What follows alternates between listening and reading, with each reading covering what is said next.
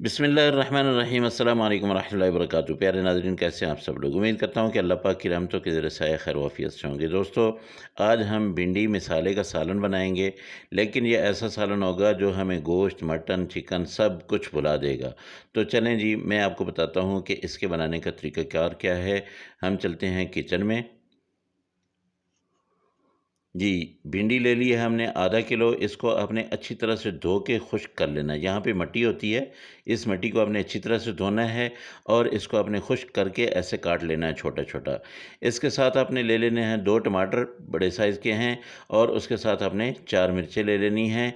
इनको अच्छी तरह से साफ़ करके, इनको काट के इसका मैं पेस्ट बना लूँगा। इसी तरह 3 प्याज़ लें और उनको लंबा-लंबा काट लें। ये तकरीबन प्याज़ भी आधा किलो ही बनेंगे, भिंडी भी आधा किलो है। तो कढ़ाई को चढ़ा के आपने चूल्हे पे उसमें डाल देना है।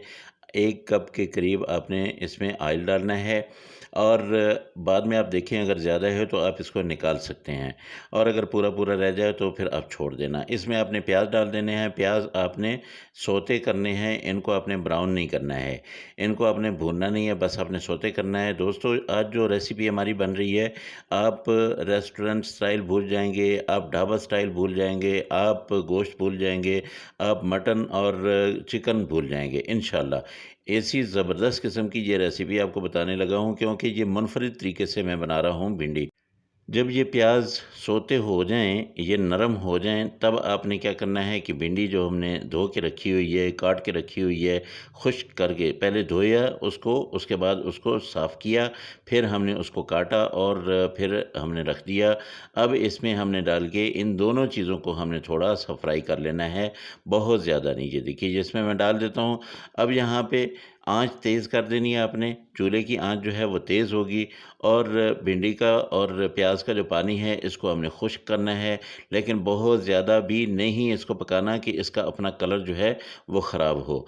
बस इसको आपने 3 से 4 मिनट तक पकाना है। ऐसे आप चम्मच हिलाते रहें, आपकी भिंडी जो है वो टूटेगी नहीं, आखिर तक नहीं टूटेगी इंशाल्लाह। इसको आपने ऐसे ही आप देखेंगे कि आहिस्ता-आहिस्ता जो है तेल उसने छोड़ना शुरू कर दिया है। यहाँ पे नमक थोड़ा-सा डाल लीजिएगा ताकि इनके अंदर तक, भिंडी के अंदर तक जो है वो नमक चला जाए और प्याज भी नरम हो जाएँ। तो दोस्तों, अगर आप लोगों को ये रेसिपी अच्छी लगे तो आप मेरे चैनल को ज़रूर सब्सक्राइब कर लीजिएगा और मेरी बाकी वीडियो जो है उनको भी ज़रूर देखिएगा। बहुत मज़े की वीडियोज़ हैं और आने वाली वीडियो तो बहुत ही ज़्यादा मज़े की है। जब आप देखें कि 3 से 4 मिनट हो गए हैं, तब आपने इसको निकाल लेना है अच्छी तरह से। जो ऑयल है वो आपने निचोड़ लेना है। ये देखिए, ये वही ऑयल बाकी रह गया है। तो यहाँ पे मैं 1 चम्मच लहसुन अदरक का पेस्ट डाल देता हूँ। अब यहाँ से ये तरीका मुनफ़रिद सा है, पहले वाला तरीका नहीं है। अब हमने इसमें मिसाले डालने हैं। सबसे पहले लाल मिर्च पाउडर जो है ये आधा चम्मच आप ले लें और इसके साथ आपने कुटी हुई लाल मिर्च भी डाल देनी है, आधा चम्मच ही। सब्ज़ मिर्चें भी हमने डाली हैं। यहाँ पे मैं लूँगा आधा चम्मच हल्दी पाउडर और उसके साथ मैं यहाँ पे ले लेता हूँ धनिया पाउडर 1 चम्मच। ये मिसाले आपने डाल के इनको अच्छी तरह से मिक्स कर लेना है ताकि जले नहीं। इनको अच्छी तरह से मिक्स करने के बाद आपने थोड़ा-सा पानी लेना है। पानी का छींटा जो है वो आप लगा लें तो अच्छी बात है, क्योंकि उससे ये होगा कि ये मिसाले जो है ये भी पक जाएँगे और आपका लहसुन अदरक जो है वो नहीं जलेगा। तो नमक रह गया था, आधा चम्मच मैंने नमक डाल दिया है। नमक वैसे भिंडियों में भी मैंने डाला है, तो इसलिए ज़्यादा मैंने यहाँ पे नहीं डाला। आप हस्ब ज़रूर डाल लीजिएगा। ये देखिए, ये जो पेस्ट मैंने मिर्चों का और टमाटर का बनाया था, ये मैंने इसमें डाल दिया है। तो अब इसको मैं मिक्स करूँगा और इतना पकाऊँगा कि ये तेल छोड़ जाए। ये देखिए, ये पक-पक के इसने तेल छोड़ दिया है। आँच मैंने अभी हल्की की हुई है, आप भी हल्की रखिएगा ताकि जले नहीं। आपने इसको इतना पकाना है कि ये पेस्ट जो है ये देखिए, बिल्कुल इसने सारा ऑयल जो है वो छोड़ दिया।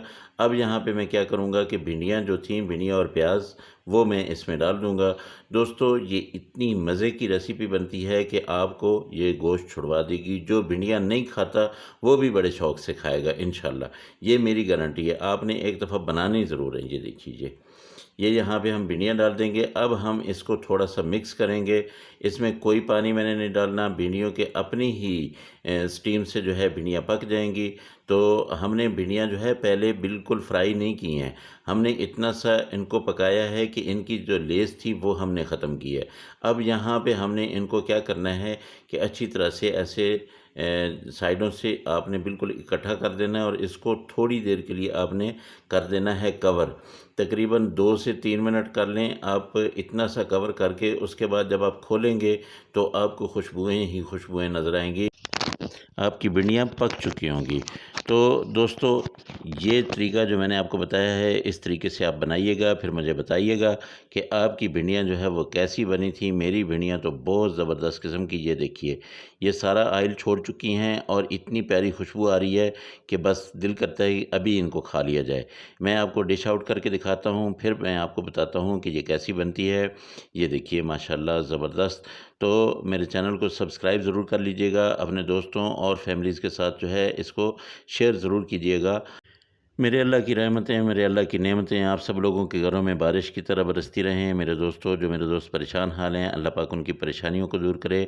जो बीमार हैं, अल्लाह पाक उनको शिफ़ाए कामिला अता फ़रमाए, और जो बेरोज़गार हैं, अल्लाह पाक उनको अच्छा और बेहतर रोज़गार दे। इंशाअल्लाह आप दोस्तों से अगली रेसिपी में फिर मुलाकात होगी। मुझे इजाज़त दें। अल्लाह हाफ़िज़। अस्सलामु अलैकुम व रहमतुल्लाहि व बरकातुहू।